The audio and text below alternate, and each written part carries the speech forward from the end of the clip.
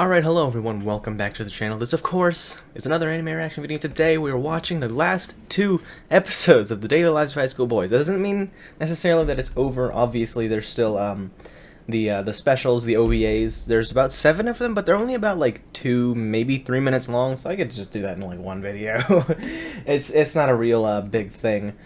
So all I really have to say before getting into this is that I'm really excited to see what kind of funny fucking gags is gonna happen. And usually, even in like slice of life stuff, there's usually something at the end that's like really like this is goodbye type thing. They're not just gonna end with like the normal gags in episode 12. I feel like I can like say that confidently. You know what I mean?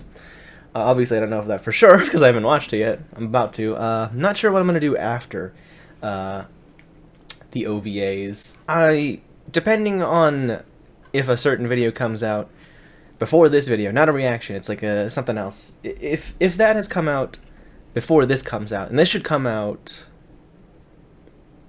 Monday the 30th of August, I think, is when this should come out.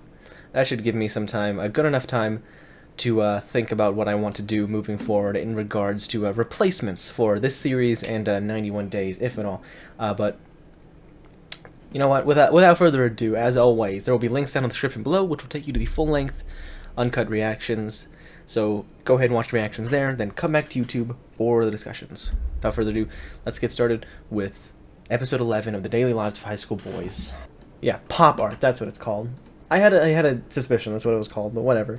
Anyway, great episode. Oh, I have a hard time deciding which one's the funniest gag, but if I had to pick one, I'm gonna have to give it to High School Girls Are Funky for this one. I don't normally give it to those because I've already, picked one as like the funniest. At least I think I have. I might have forgotten. I mean, there are obviously a lot of great ones. Like seeing Hidenori and his father was entertaining, especially with like they're all reliant on the mom to do everything for them because they're all fucking idiots. I did enjoy the role reversal of or not the role reversal, but the gender bend version of the book loving girls thing on the sitting close to each other on like the hill. That was fun, especially because now that Hidenori was the instigator, so to speak, he's the one to sit down. It was much easier for him to say, "No, fuck this, I'm leaving. I don't care how you feel." Also, it's kind of funny to see Yasan, the purple hair book loving girl, seemingly be jealous. She has this weird sort of attraction towards Hidenori, apparently. Hidenori seems to get into those situations a lot for some reason. The bit with the train one was pretty funny. A girl enjoying making the boys really upset by pulling that shit all the time, and then having the same thing happen to her with Yoshitake, especially because she's the same girl in the one with Hidenori where she's like, "Oh, this guy's totally into me," and then he gets up and walks away. Same thing with this one. I mean, she wants to play these fucking games.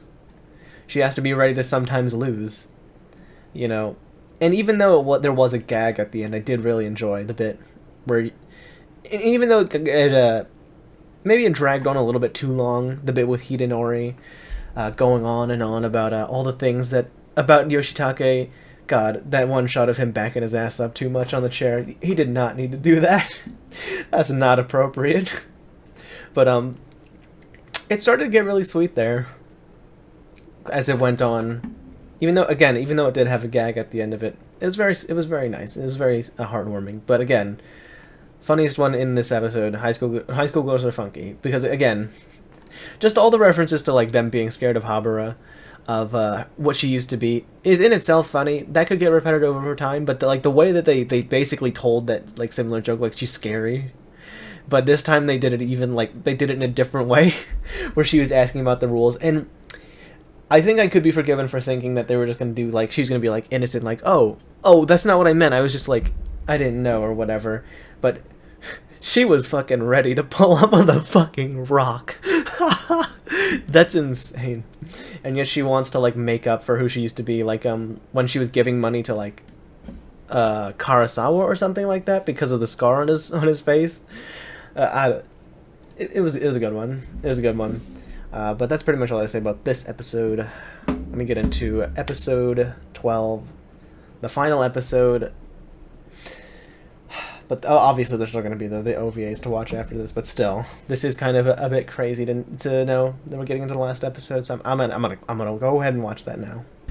Unfortunately, this isn't Gintama, and they don't continue on for 300 something episodes. So I have nothing to look forward to anymore, except for the specials. God damn it. That was a surprisingly touching, very heartwarming ending. Obviously, there was gags at the end, but I really, really, really, really, really loved it. So I'm so glad that I watched this show. I feel like pretty much every show I watch on this channel, I end up saying that by the end. I loved.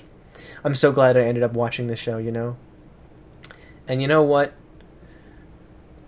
I mean, come on. I have to give best bit of the entire episode to the graduation section, the high school boys, and it was a great blend of like comedy and like heartwarming. There's a lot more heartwarming moments in this bit than like comedy bits, but the comedy bits that were there was really something special as well. God damn it, I'm gonna miss this show.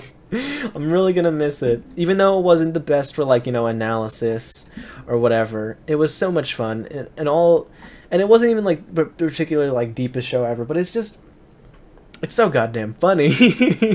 It's so funny. It knows what it's doing with its comedy, and I really appreciate that.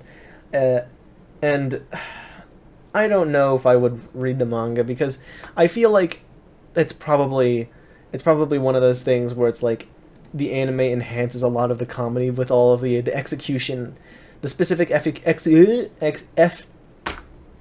execution of jokes, as well as you know, the voice acting, the music. Probably that contributes to a lot of it. And while the manga probably is good because obviously it's, you know, the inspiration for this anime and a lot of the comedy in itself, like the way Gintama is. And you know what, I'm probably willing to buy the manga at some point because it is only 7 volumes. But yeah, you know, it's one of those things where I'm like kind of scared to get into it because of how good the anime does everything. That I don't want it to feel like the manga like falls flat because that execution just isn't there. Like, you know what I mean?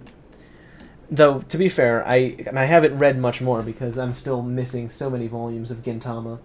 But I did read the first volume, I read that one. And I think it's mostly because I have watched the anime and I've got the Japanese voice actors in my head, and I know the kind of energy they have when they tell these jokes that I can like recreate them in my mind almost, and that's why I still love the Gintama manga. Maybe something similar to happen here, but regardless, this is like the perfect send-off. Some gags at the front, and then a really long section for the graduation. It was really nice. It was really, really nice. Surprisingly, it was surprisingly really, really well done. You know, especially that Yoshitake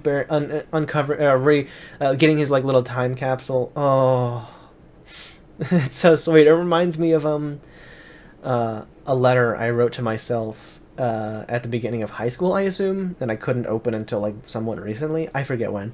But I have another one I'm not supposed to open until like 2023. That's gonna be so cringy to read. But because it's an anime and because it's not me, and because it's not overly like, yeah, mostly because it's not me. That's why I love it here in this show, and I'm not like cringing internally like I will be when I uncover my my letters to my future self, you know. But and it's because that's one of the things I did enjoy. But one of the previous episodes was that little story about Hidenori's hero, and even though I did have a gag at the end, again, since all of these have gags at the end, even like the serious ones, but that doesn't invalidate the serious like heartwarming stuff to be before it. So that's why I still really like that little story about Hidenori and Yoshitake when they were younger, and that's so sweet they brought back the mask. It's so cute.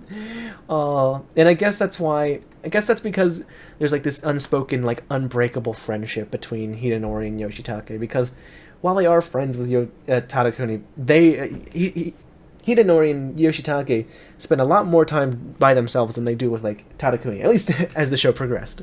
And so it's a really fun little like connection they have, and especially that was like reinforced with like the Hidenori's like irritate like things that Yoshitake does that irritates Hidenori. It's really something I wasn't like expecting with the series, is something like that, you know. Again, not one of the like biggest like like analysis series I could have ever watched on this show, but nonetheless, great show, and the little bits that we did get are really well done. Especially like the overarching like running gag of Hidenori and Yasun finally getting that payoff at the end, come before the wind dies down, and then them holding hands, bro. I was not expecting the show to make me want to like ship people, but come on, those two are yeah. Also, like, yeah, the convex mirror or whatever version of Nago is cute, but I was fine with the way she was before. It's mostly because she looked like dead inside, and I just wanted to like hang out with her and maybe not make her less dead inside. But then there was, again, even though they ended up stealing Tadakuni's little sister's panties a lot and like underwear, it was still very sweet to see her say congratulations for graduating to her brother. Because we did see a lot of like, I'll call it abuse because it's technically what it is, from the characters' sisters. Even though those happen, they are still family and they do have to like care about each other. I wish we would have seen like a full scene with Motoharu and his older sister at some point. There could have been something fun with that. Man, yeah, what a ride! So glad I watched the show. Now here's the hard part. What do I rate this? If I had to give it a number, I think this is really tough. I'm stuck between an 8 and a 9 because even though there's probably some things that I wish they could have done that I can't think of off the top of my head, just generally, this was a really good show that I feel like satisfied. Like they could have gone more, but the way they ended it, it was pretty satisfying. And you know, there's obviously not going to be any continuation, so I think fuck it, I'm gonna give it a 9. Might be a bit controversial because I gave Noragami Season 1 and 91 Days both 8s, so so even though it's not fair to compare those two shows, it is like implying that I think that this show is just like generally better than you know, whatchamacallit, than those shows. But either way, I really enjoyed this series. If you watched all the way to this point, thank you so very much for watching. Make sure to hit that like button if you enjoyed watching, and subscribe. Hit that notification bell so you don't miss a single upload in the future. Also, it helps me out a lot. Thank you once again for watching. Peace.